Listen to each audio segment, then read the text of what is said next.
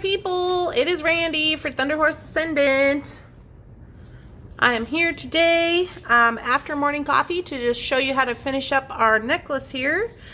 We started this on Friday. That was, I want to say, the 26th. And we did a little bit this morning as well. Today on Monday, the 29th. So that's where you can find the beginnings of this video if you are interested. So we just have to finish up. I got to put on 3 beads here, and then I'll show you how I tie these off when I'm doing my knotting projects. So let's do that real quick. Just a reminder, Thunderhorse Descendant is a working studio, so if you hear some commotion in the background going on, that is just work happening. Do not be alarmed.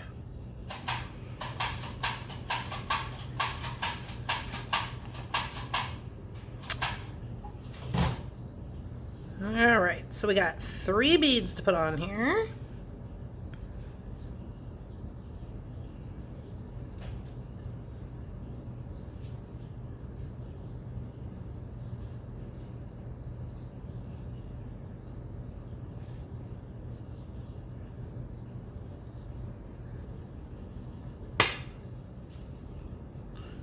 One.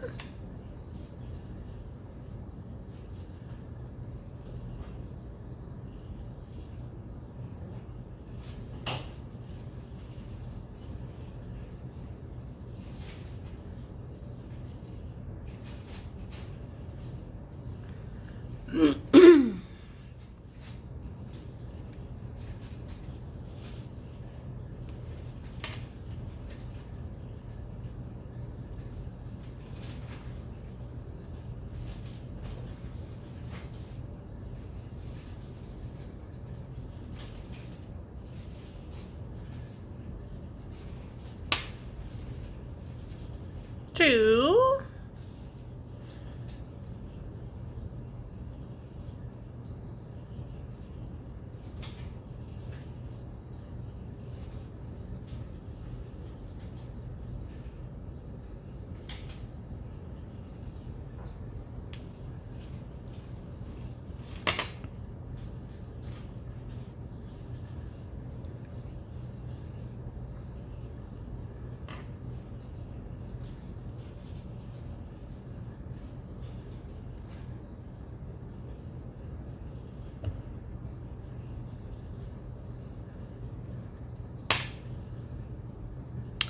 Three.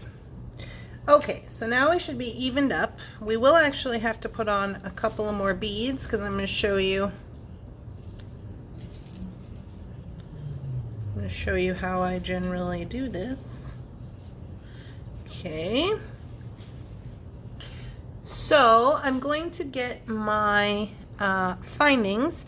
So I'm going to use bronze because I have bronze here. And we have the little metals in there. Now, you can use whatever kind of, stuff you want to use. I'm going to use an Old Faithful, and I guess I just have a gold one, so I'm going to use that. It's fine. And I need some bronze jump rings.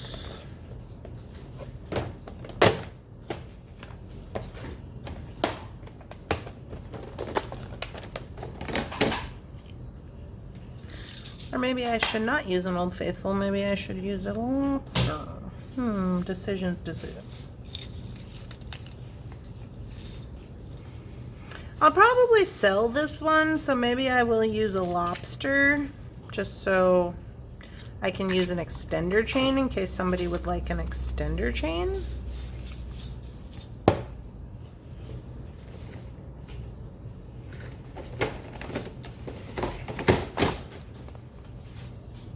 Where, oh where are the extender chains?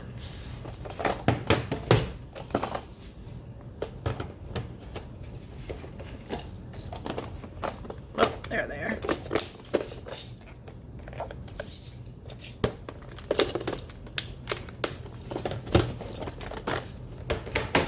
Alrighty.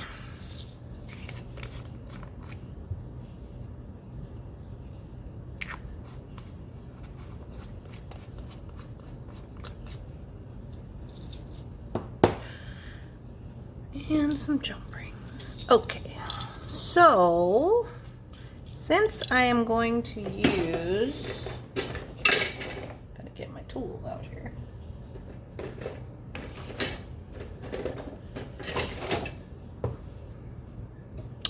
Since I'm going to use a lobster claw to give it the ability to be, you know, extending, I am going to use jump rings in order to connect it. So therefore, should the lobster claw go out, you know, over time, or if anything should happen, I wouldn't necessarily need to go back and knot the whole necklace. I would just need to replace findings. So that's what I'm going to do.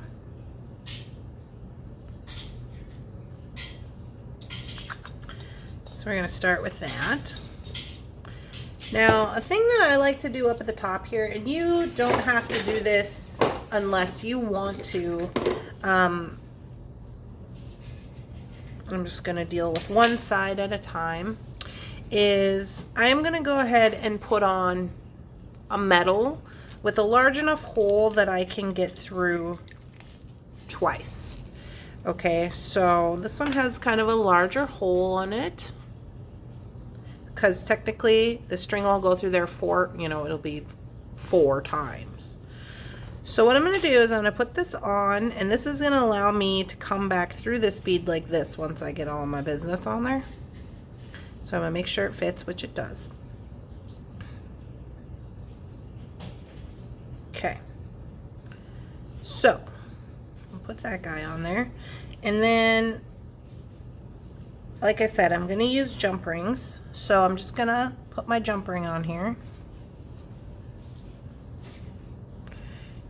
And I'm going to pretend like he doesn't even exist. I'm just going to tie a knot for this bead. This jump ring doesn't exist. He's just on there. 1, 2. Same knot as you would normally do. You come down here. Okay. Tie him on. Just like that. Just as we would normally do. Now we're going to press him into place. Okie doke. So this is what we have.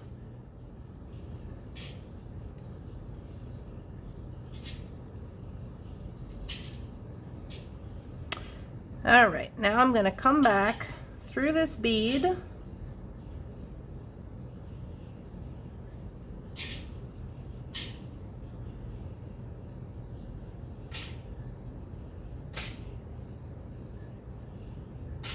And I'm just kind of pulling the bead down so I can get my strings through there.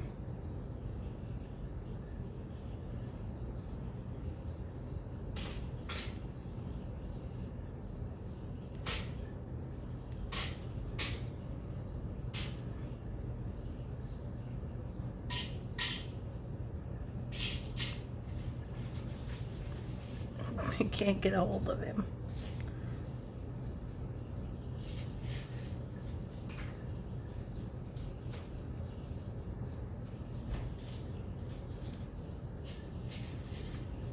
Alright, he's being complicated, per usual. Let me try my plier. There we go. Okay, so there's one. I'm going to pull that down, but I'm not going to pull it tight yet.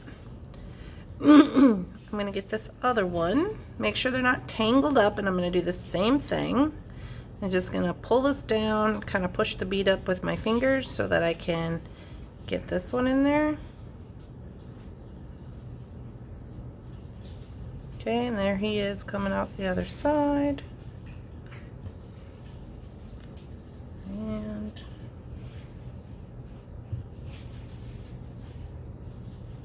get this other string out of the way.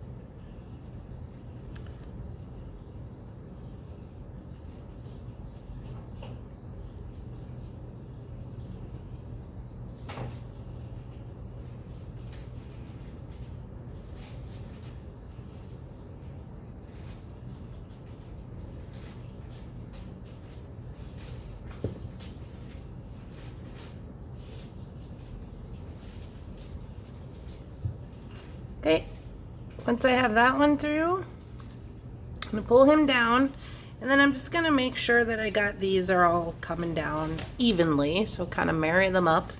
And I'm just gonna pull that through and make sure to not get my jump ring in there. So I'm gonna hold on to that with the plier and pull these down and try to not get any knots in there as I'm going.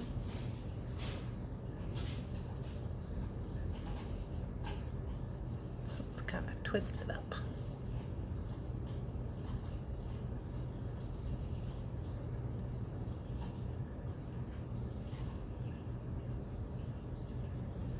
Okay, give him a tighten. Oh, pulled my jump ring apart.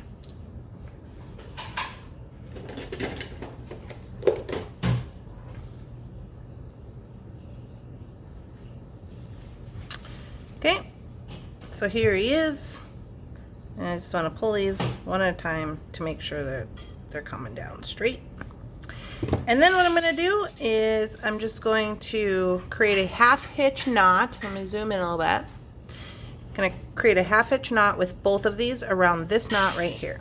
So all I'm going to do is I'm just going to go around my fingers like this, go through here one time because we are using a lot of string. Okay, and then I'm just going to make sure that this knot lands right where I want it to, over the top of this knot that's already existing. Okay, so you can tell that I've kind of got them not even. There we go. Okay, and then that's it. If you want to go again, you can, but because I'm using 2 strands, I'm not going to. Instead of what I'm going to do is I'm going to take this and I'm going to trim it off just so it's not in the way. I'm going to save my tails. I'm going to get a little Loctite glue. Show you what I'm working with here. Okay, this is what we got. And I'm going to put a little glue, a little smidge of glue on this knot, maybe both sides. I'm going to give it a second to dry. And because Ceylon is technically nylon, I'm going to be able to melt this in. So I'm going to wait for this to dry and then I'm going to melt it in. Okay? That should give us enough security for this to stay together. Do I have a lighter? All the things. I might have to check the junk. But anyway, we'll find one and then we'll burn it up. Waiting for that to dry. I will be doing the same thing on the other side. I'm not going to show you that because we just did it. But right here, what I'm going to do is this is going to be my right side. So I am going to go ahead and take my lobster and put that on this side once it's dried up. Okay? So I'm going to give it a little minute to dry. I'm going to run around and try to find a lighter and I'll be right back. All right. We should be good to go here. Looks like it. I'm going to trim a little closer here. Not too terribly much, but a little bit. And then, it's a little bit still wet, but that's fine. Just going to burn that in and tuck it with the end of the lighter. We should be good to go. On this end here, I'm going to open.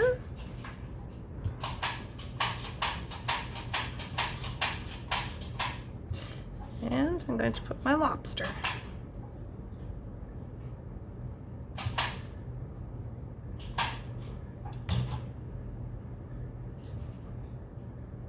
And that's how she looks.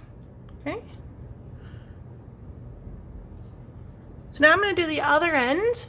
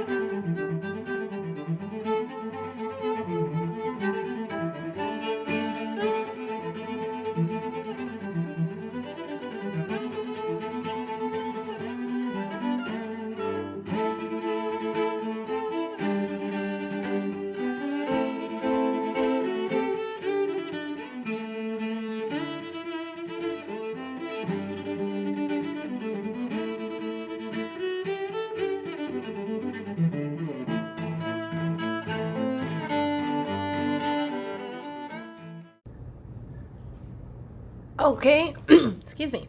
While I was waiting for this to dry, I did just wind up one little extra bead for my extender.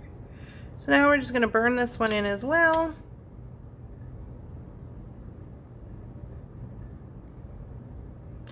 Easy peasy, lemon squeezy.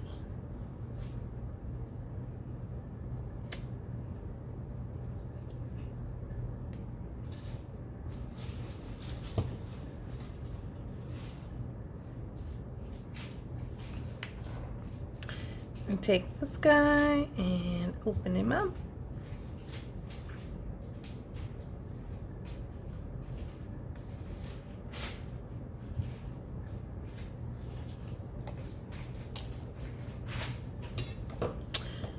All right, let's take a look at what we got.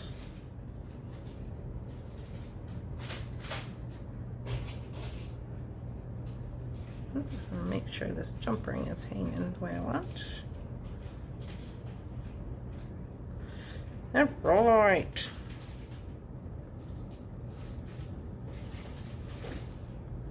Can't see the whole thing. Zoom out a little bit. That's a little bit much. There we go. All right. So this is what we got going on. So now I do have, excuse me. I do have a couple of extra beads here. I could just do a little set of earrings, just wind those up. I have two. I wonder if those will be too heavy. They're a little heavy. I could do one. I could do these green ones. I think I'll do these ones. Or these ones. I think I'll do these ones. And then I'll just do maybe two little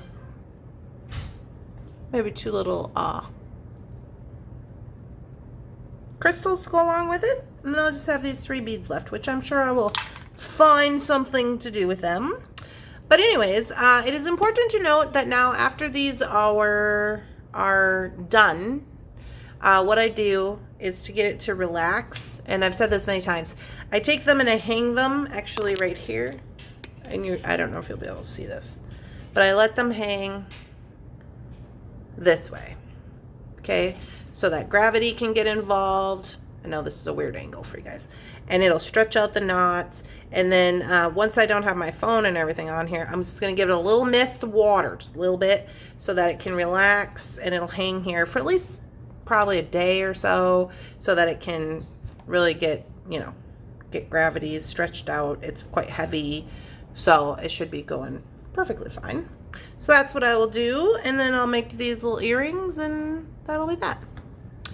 All right, you guys, I hope you guys enjoyed this video, making this knotted garden quartz. It was quite lovely, turned out quite lovely, I think. So again, this was from last week's bag that Shannon gave us from Unseen and Unbothered, and we've made quite a few projects. We made the fan earrings, we made this guy, we made some ice cream cone earrings for Shannon, so it was quite the endeavors. I hope you guys are having a lovely, spectacular, amazing beading day, and I'll see you in the next one. Bye-bye.